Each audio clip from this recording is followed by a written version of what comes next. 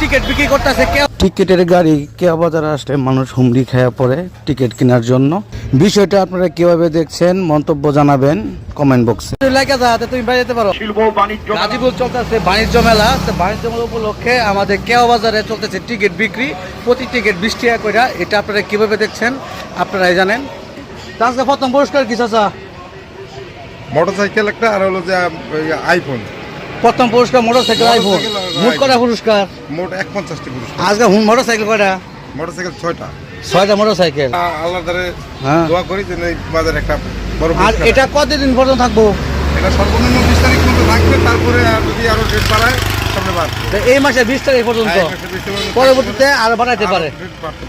যাই হোক, একটা ইউটিউব চ্যানেলে তারা দেখায়, ইউটিউব চ্যানেলে দেখায় যে তাদের ড্র দেখায়, পুরো ড্রটা ইউটিউব চ্যানেলে দেখায়।